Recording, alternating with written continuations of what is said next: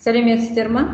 Қазақстан тарихы пәнінен бүгін Қазақстан аумағындағы ерте мемлекеттердің саяси құрылымы деген тақырыпты қарастырамыз.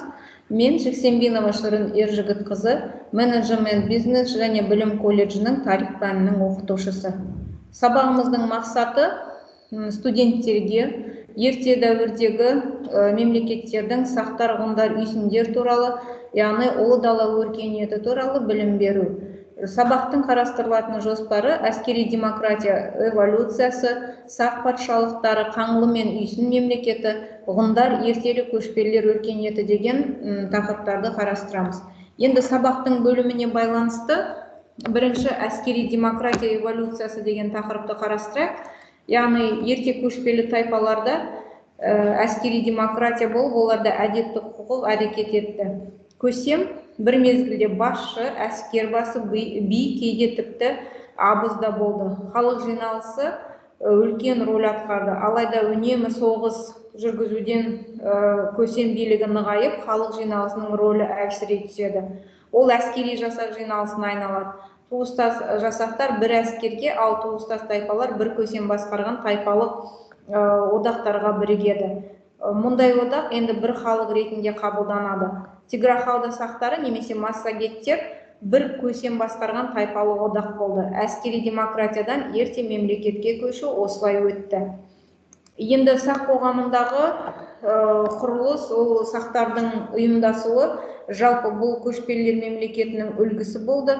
Өзіміз білеміз, сақтар бұл ерте темір дәуіріндегі мемлекеттердің ішіндегі ең ірі мемлекеттер. Сақтар туралы деректер өте көп. Яғни біз сақтардың Тиграхауды, Парадарая, Хаумаварга дейді, яғни орналасу территориясына қарай, айналысатын шаруашылығына қарай осылай үш топқа бөлінгенін білеміз. Яғни шошақ бөріктілер, теңіздің ар жағындағылар және қауылма сусын дайындайтын сақтар болып бөлінді.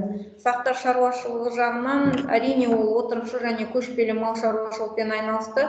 Яғни сақтар көшпелі мемлекетінің үлгісін қалыптастырады.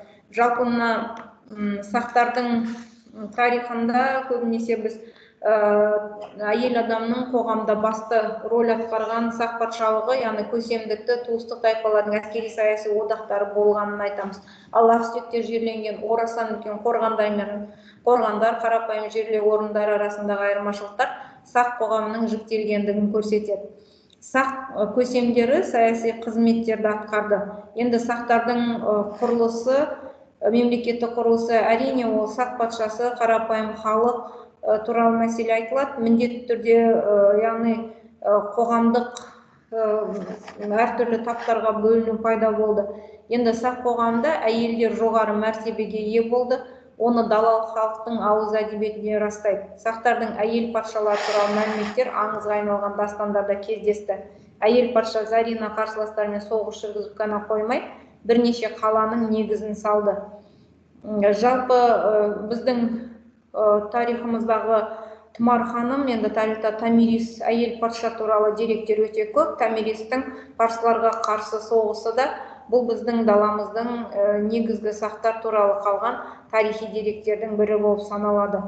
Енді сақтардан кейінгі ірі мемлекеттің бірі бұл жаңағы қаңлылар мен үйсіндер, яғни қаңлы мен үйсін мемлекеті де біздің тарихымызда елеулі рөл атқаратын мемлекеттердің бірі. Енді қаңлылар біздің заманымыздан бұрынғы 2-ші ғасырда Сырдарияның орта ағысында қаңлы мемлекеті күшейеді. Алғаш қаңлылар оңтүстігінде, кейін солтүстік территорияда ғұндарға тәуелді болады, бірақ кейін күші жағынан олармен теңеседі. Қаңлылар билігі біршама уақыт батыс Қазақстанға, Каспийдің солтүстік жағалауына дейін таралады. Бұл жерлерде оған массагеттер, кейін сарматалан тайпалар тәуелді болады. Тіпті Орал маңында орман тайпалары да алым-салық төлеп отырады. Қаңлы мемлекетінің құрамына біраз уақыт Шаш, Ферғана, Хорезм де кіреді. Енді қаңлылардың, яғни тайпалары көшпелі шаруашылықпен айналысты, бірақ енді оларды тек қана көшіп қонып жүрген, яғни мемлекет ретінде қарастырмаймыз. Жаңа біз өзіміз айтып өткендей, қаңлылар көшпелі және отырықшы шаруашылықта болды. Яғни қаңлылардың астанасы Бетян қаласы болды. Бұл Ақтөбе қалашығында Сырдарияның оң жағалауында Хорезмде қаңлылардың сарай үлгісінде құрылыстарда сақталынған болатын. Енді біз тарихтағы өзіндік орны бар Үйсін мемлекетіне де тоқталайық.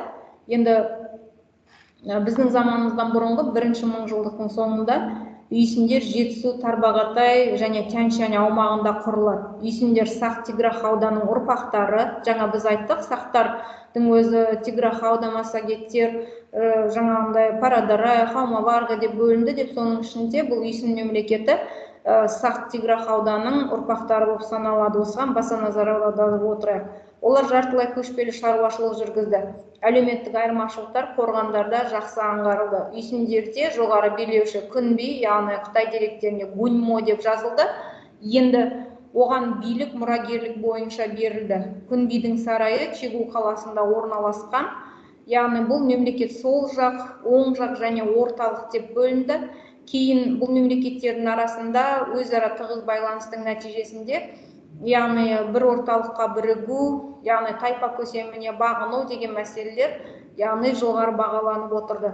Мемлекет басшысы Күнбиден кейінгі лауазымда бір тұлға, бас уәзір, Тулы, енді кейде Дулы деп те беріледі. Одан төменгілер сол жақ, оң жақ аймақтардың билеушілері болады. Енді Үйсін мемлекетінде, яғни ол жаңағы мемлекеттің басшысы, билер, сот ісімен айналысатындар деген сияқты құрылым өте белгілі бір тәртіпке бағынып жүргізілді. Әрине біз бағанадан бері Сақ патшалығы, Қаңлы мемлекеті, Үйсін мемлекеті деп айтамыз. Мемлекет болғаннан кейін ол міндетті түрде бір билікке бағынады, заңға бағынады, оның белгілі бір саяси құрылымы болатынын біз ол барлығымызға белгілі.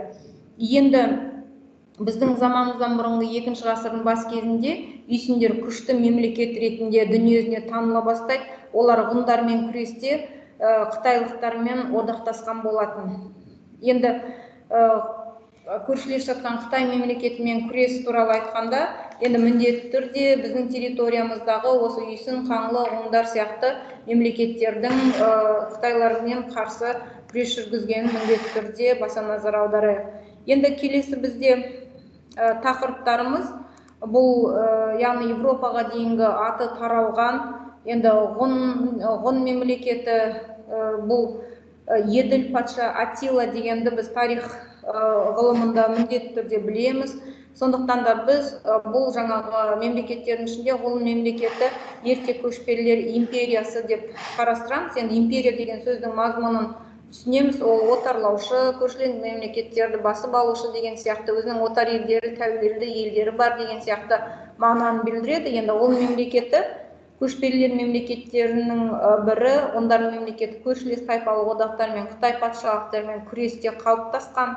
Ғұн билеушілері садақ тартатын халықтарға ғана емес, сондай-ақ жер үйлерде өмір сүретін жаңағы адамдарға да билік жүргізуге ұмтылады. Мұндай мемлекет орталықтандырылған империя ретінде ғана өмір сүре алатын еді. Енді мемлекеттің басында Тәңірқұты, яғни Шаньюй тұрды, оның билігі қатаң болды және оның беделі орасан зор болды. Енді әрине ол ғұндардың биліктің мықтылығы, ғұн мемлекетінің мықтылығын көрсетеді. Кейде мысалы Шаньюйді аспан ұлы, аспан мен жерден жаралған, күн мен аймен тағайындалған ұлы Шаньюй деп те атайды. Ол енді соғыс жариялайды және бітім жасайды, жорықтарды, әскерді басқарып, келіссөздер жүргізеді. Тіпті жаңағы мемлекет ішіндегі мәселелерге, келіспеушіліктерге байланысты өлім жазасына кесу, кешірім жасау құқығына да иеленді. Енді мемлекетте Тәңірқұтыдан кейінгі жоғары тұлғалар, ол сол жақ және оң жақ қанатты басқарған кіші хандар болды. Олар империяның батыс және шығыс аумақтарын басқарды. Әскердің, яғни ең басты мәселе әскердің мәселесі, яғни әскер ол мемлекеттің негізгі күші болып саналды. Әскердің міндетті түрде 10 мыңдық жауынгердің санына байланысты билік жүргізілді. Олардан төмен жаңағы 25 түмен басы болды, яғни түмен басын міндетті түрде әскери басшы басқарып отырды. Түмен басылар Тәңірқұтының туысқандарынан тағайындалады, әрине. Лауазымдар мен атақтар туыстық дәрежесіне байланысты беріліп отырды.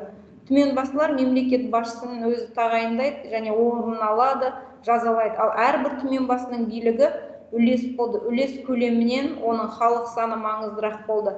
Енді жалпы жаңа сақ патшалығы, ғұндар, үйсіндер, қаңлылар туралы айтқан сабағымызды өткен тақырыбымызды қорытындылайтын болсақ, енді көшпелілік өркениет пайда болғаннан, яғни біздің заманымыздан бұрын бірінші мыңжылдықтан бастап Орта Азиялық көшпелі қауымдастықтарда саяси ұйым мен мемлекеттің алғашқы түрлері қалыптасады.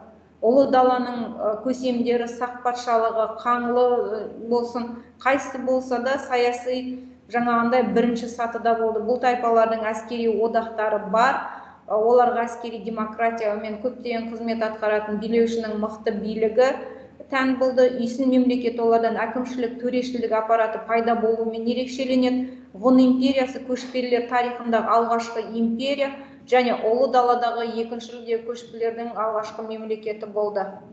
Сондықтан да біз тарихымыздағы сақтар, ғұндар, үйсіндер, қаңлылар туралы тақырыпты баса назар аударуымыз керек екен. Тыңдағандарыңызға рахмет.